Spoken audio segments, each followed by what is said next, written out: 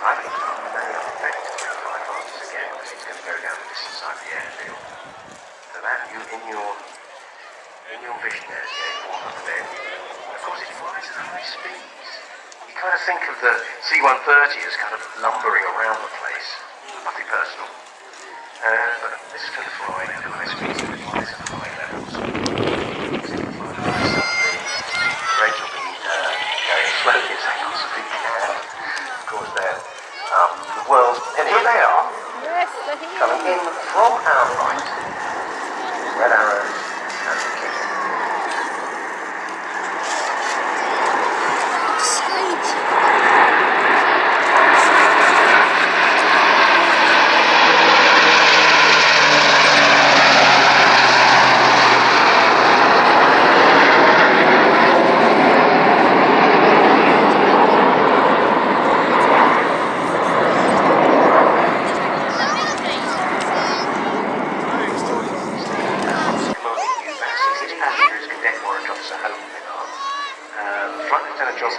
Second aircraft is Cadet Flight Sergeant Harris Johnson. It's 80. And the third aircraft is being flown by Flight Lieutenant Chris Ninja It's third with Flight Officer and the Subduer. Fantastic. Everybody wave!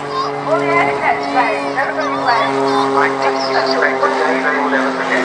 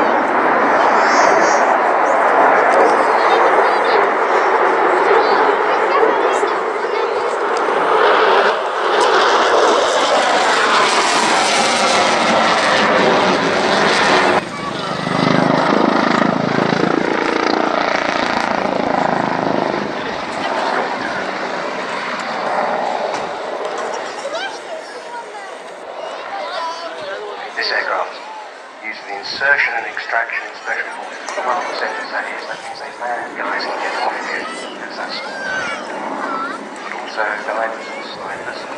They can medevac, that's a mode of evacuation, which is patients on board. They will support around lots of observation sessions. Now onto the animation. Drawing stuff in the sky. Decorated.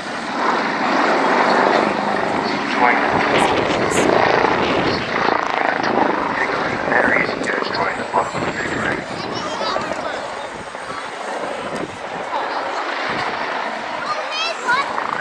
Completed there.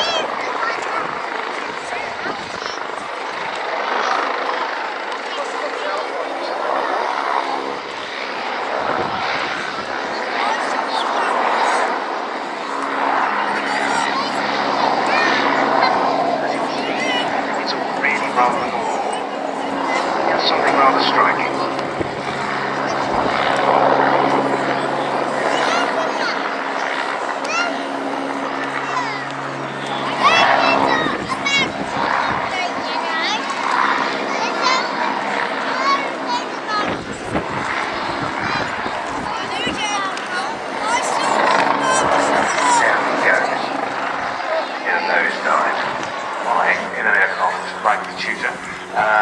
And why wouldn't you, or in a glider perhaps, you can then visit the Air Cadet Village. Join in with the celebration and find out how you can make those aspirations a reality. So here he is, here's John going live. As John continues his aerobatic display in the Chipmunk, we'll just keep running through the history of the gliders again. So in 1968, RAF Training Command was established in Coventry by the units of Air Command Launch Command. Now, you've already heard me refer to these units volunteer gliding schools, but on the 6th of September 2005, Air training into Air Command, the chain of command for these units are regulated in the 22 training group, and we've already seen assets from the 22 group today, both the King Air and Red Arrows fly past. And on behalf of the AOC, as obviously commanding number 22 group, volunteer gliding squadrons and second gliding school, which you'll often hear as referred to as CDS. The collective responsibility of the students and training school is reported to RAF Cosford Air, Charlie 24, that's the commander of the Well, this particular aircraft,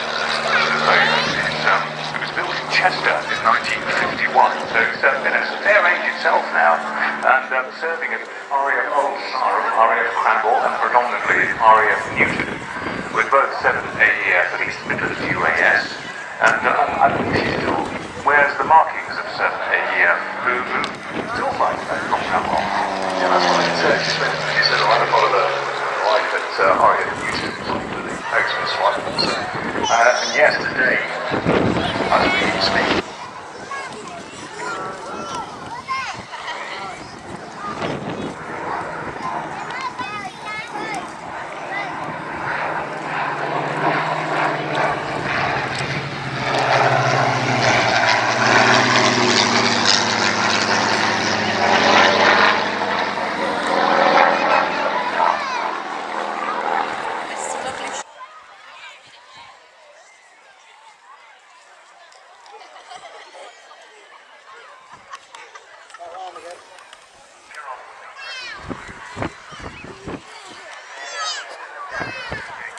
Good afternoon, everybody.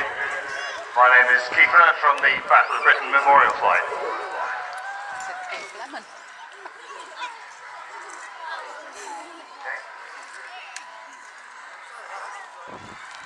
Coming in, left to right, Hurricane 2C, we call PZ, and Mark 16 Spitfire TE.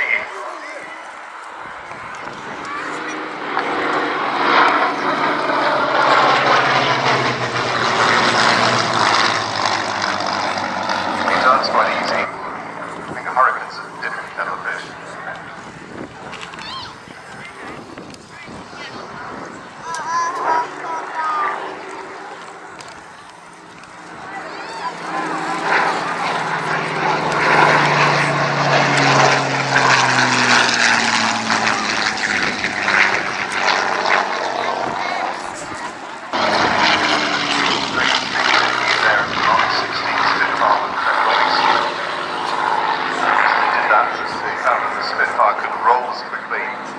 190. Take the wingtips off, it's a very fast rate of roll.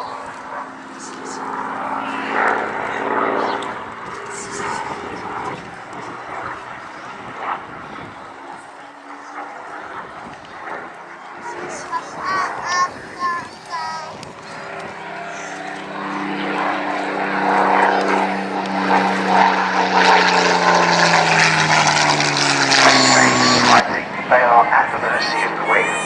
And can you see those explosions? That looks like some ground academic fire. We're going to have to watch out. First of all, they call it arching.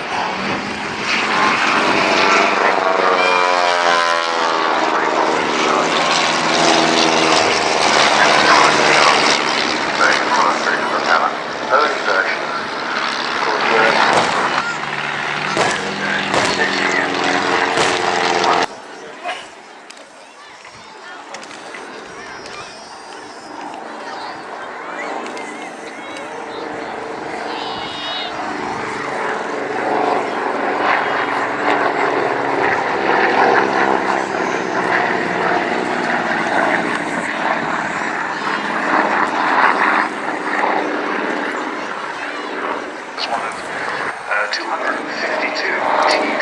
Navigational trainer, initially service as number 1 basic air navigation course, RAF Cosford in Hampshire.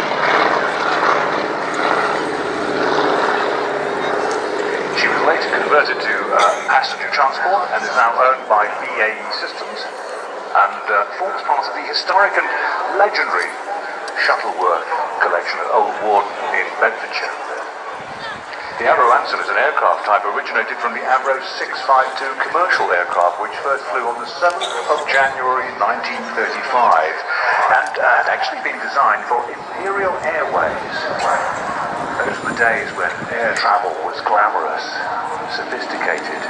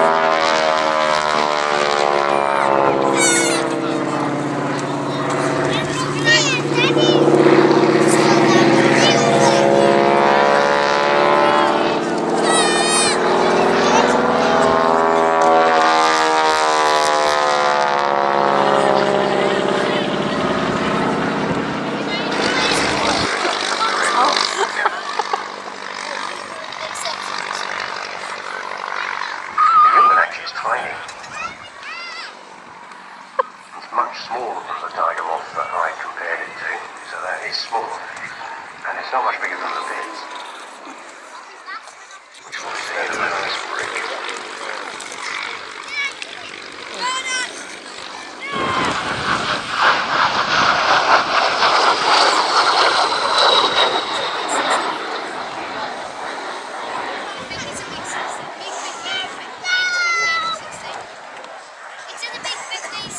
Big 15 flown for us today by Kenneth Arkvisla, recently retired Scandinavian Airlines pilot. But he's the founder of the Norwegian Air Force Historical Squadron, and that's where this aircraft comes from.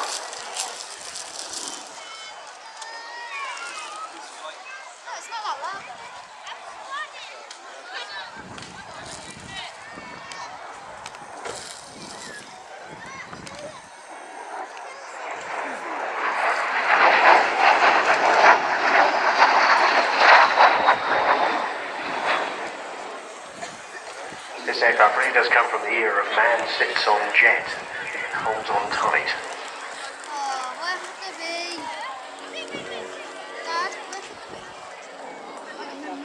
The Russian designers were tasked to come up with a fighter jet after World War II.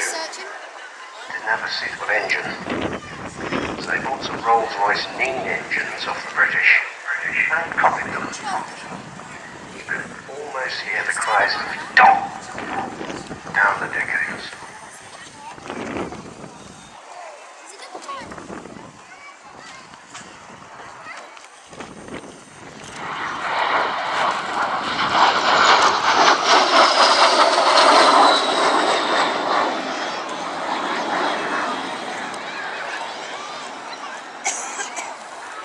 As you'll read, if you go and see the Big 15, you can go up, don't touch it, but you can go incredibly close to it in the museum, Cosford Museum's Cold War exhibition.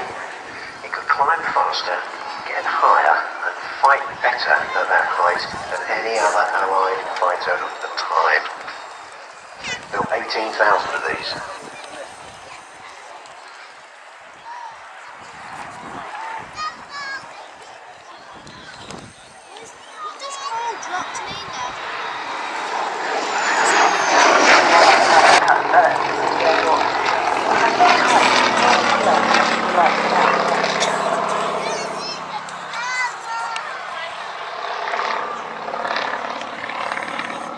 Driving this in an RJ85.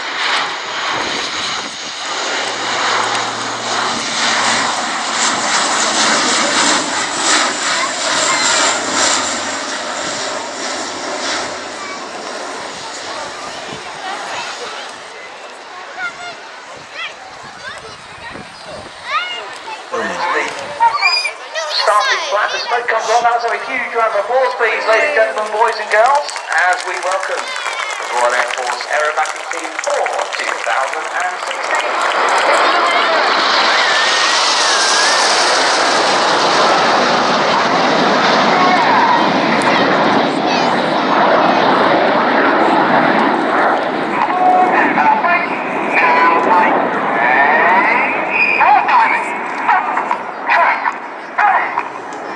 There on Red 1, Squadron Leader David Montenegro into a right-hand turn, calling the pilots into short diamond. Now from 955 feet, you'll see the jets now collapse to around 6 feet apart as they form a trademark diamond 9 shape in that right-hand turn. Leading the team, David Montenegro is his second year as the team leader. He is a former Hawk instructor, Tornado F3 pilot, and he in fact has been in the Red Arrows before, from 2009 to 2011. Ended up leading the synchro pair. So over on the right, rolling out in short diamond. Keep your eyes on the outriggers, ready to 4 and 5.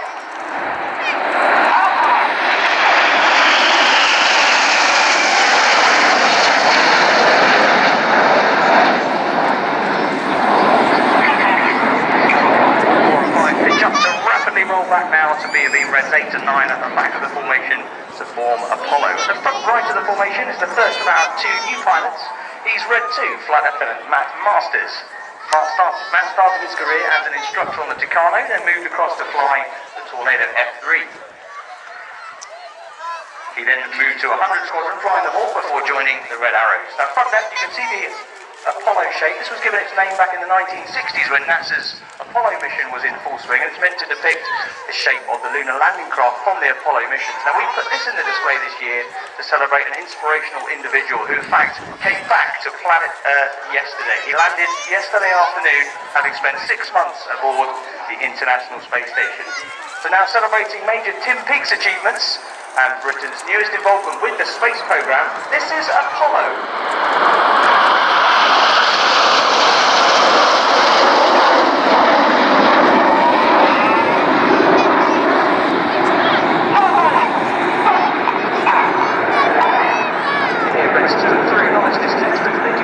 Set cadence in their voices. The idea being that the pilots continue counting with their cadence in their heads, and on the count of 4 they extend their air brakes, on the count of 6 they retract their air brakes. That means they all move back at the same rate to form this shape, which depicts the Delta Wing platform of the Royal Air Force's multi-role combat aircraft. You saw it displayed here earlier. Coming in from the left with some red and white smoke, this is Typhoon.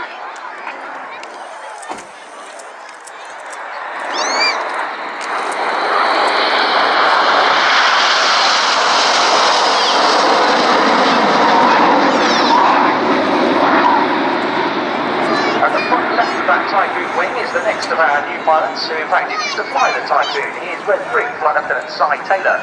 Cy started off his career flying the Tornado GR4, but then moved across to the Typhoon, flying with number 3 Squadron, then becoming an instructor on the operational conversion unit, the squadron from which you saw the Typhoon display earlier, number 29 Reserve Squadron.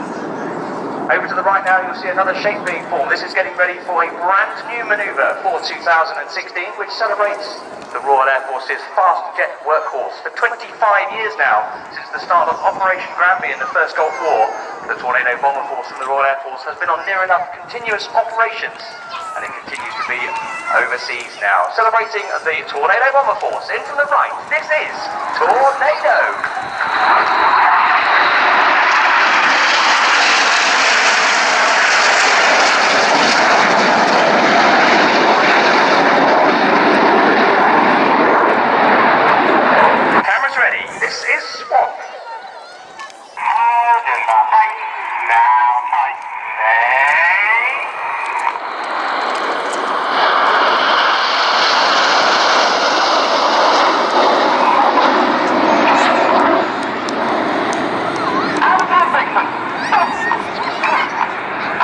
At the very bottom of that swan shape as we look at it is Red 9. He's Flight Lieutenant Jeff Thurston. Joe is in his third and final year as a renowned pilot. He started off his career as a hawk instructor, then moved across to fly the Tornado before moving back to the Hawk, this time in his new guise, the Hawk T Mark II, the Royal Air Force's newest fast jet trainer. In from the left now, this is a shape that depicts the 1960s naval fighter, the de Havilland Sea Vixen, and we call it Big Vixen.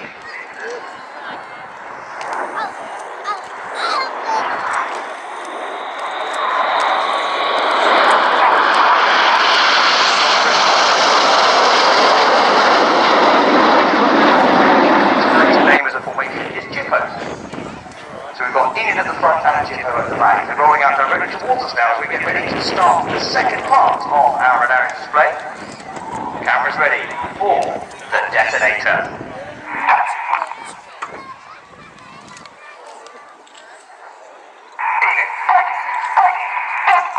Enid brake at the front, keep your eyes on Jippo. Missed it.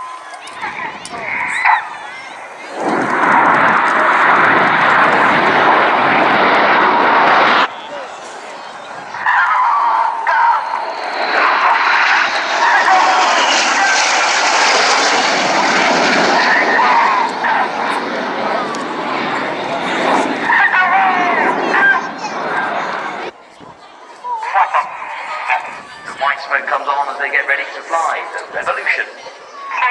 Rolling now. Rolling now.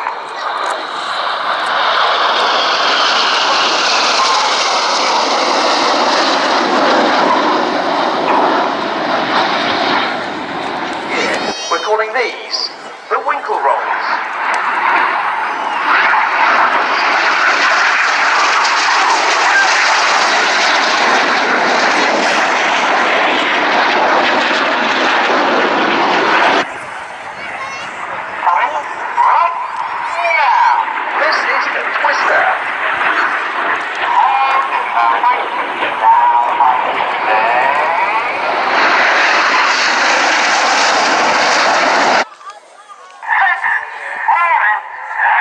Red 6 and 7 now roll upside down in close formation. There's no trickery here. 8 and 9 are flying directly underneath them.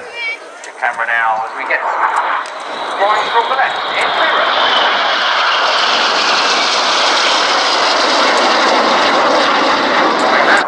Red 3 and 5 are on the bottom as we look at it, which is on the right, and Reds 2 and 4 on the left. But we're going to swap to the other side, and we do it like this. This is the slalom.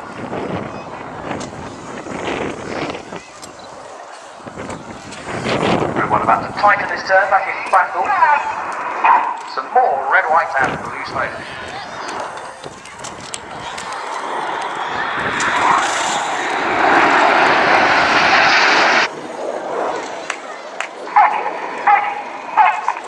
You've been watching the Royal Air Force Aerobatic Team, the Red Arrows!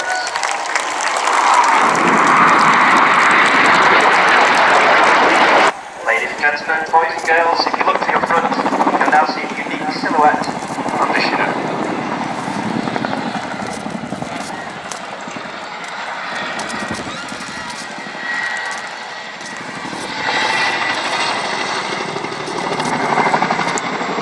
Chinook helicopter has been in service with the Royal Air Force for over 35 years.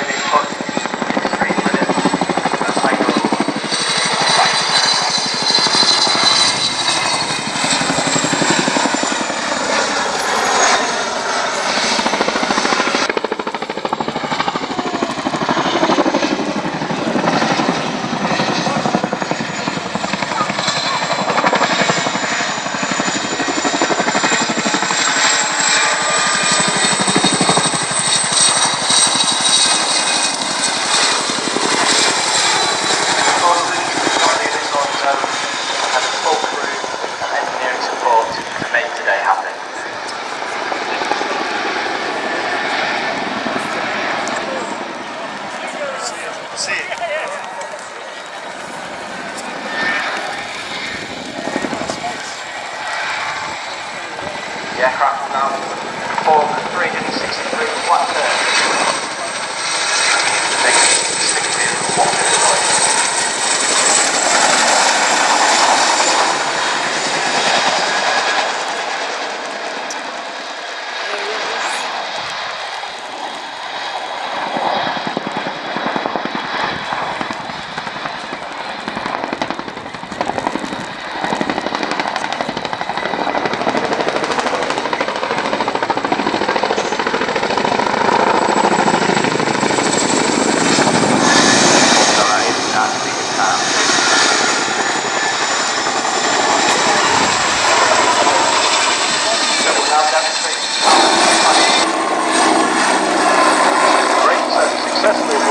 What we call a soldier-proof aircraft.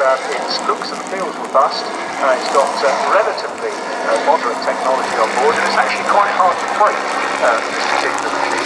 I'm keeping my fingers crossed that but it really is quite tremendous in terms of its serviceability.